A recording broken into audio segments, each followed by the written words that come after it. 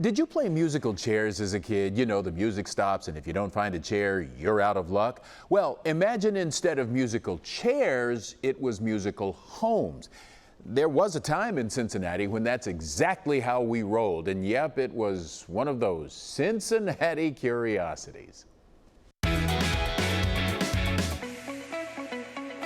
The Old City Directory suggests that Cincinnatians changed addresses frequently.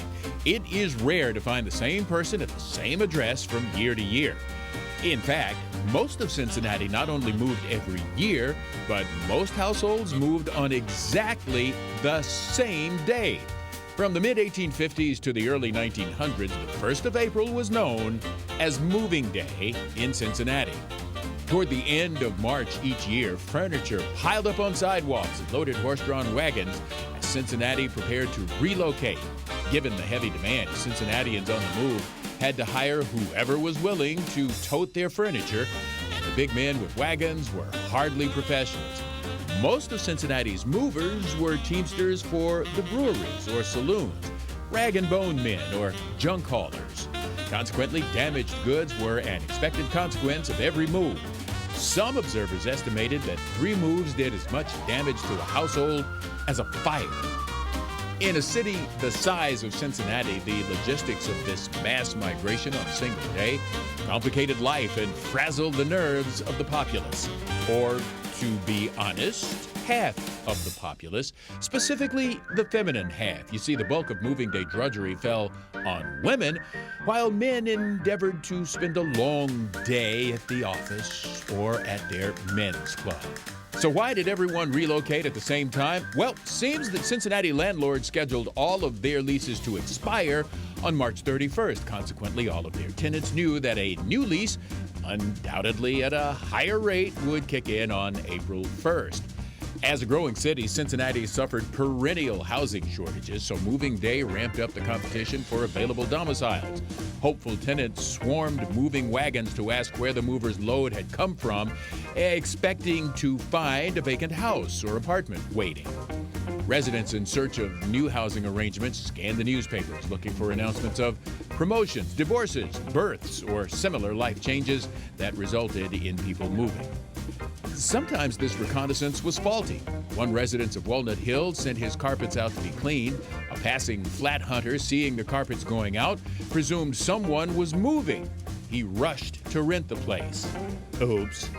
By 1941, a trend toward staggered leases and efforts to persuade the public to adopt more sane and sensible moving habits had led to diminished demand for moving on a single day. And right now, I want to welcome back our good buddy, Greg Hand. Greg, thanks for putting this story together for us. Thank you. Okay, so Cincinnati's got a lot of quirks. Was this moving day tradition unique to Cincinnati? No, it wasn't. This was rather common. And in fact, in some places, it's still somewhat common. In Montreal, Canada, it is still very much a thing. Boston, Massachusetts is starting to get out of it, but Boston had a moving day for a long time. And until fairly recently, New York City had a moving day. And what all of these cities have in common is a lot of people who live in apartments. So when did people begin moving year round? And there is going back to the reason that some moving days have remained in force in different cities is in Cincinnati, more and more people bought private homes. Now, much before World War II, most people within the core of Cincinnati lived in apartment buildings. And so they were subject to leases. After World War II, with the GI Bill and the opportunity to buy a family house, suddenly you could move whenever you wanted to. And that's when the tradition started dying. And when did professional moving companies take over? It's amazing how long it took professionals to get involved in this migration business. I don't believe that there is a moving company advertising in Cincinnati much before World War I. So almost the 1920s before you start getting moving companies advertising. And the moving companies that started advertising about that time tended to be outgrowths of furniture stores. Some of the households in Cincinnati, and these would be the well-to-do households in Cincinnati, did not move the people every year, but they would move the furniture twice a year. So you would have people who would bring in their winter furniture, and they would have that during the social season. And then in the summer, they'd bring in their summer furniture.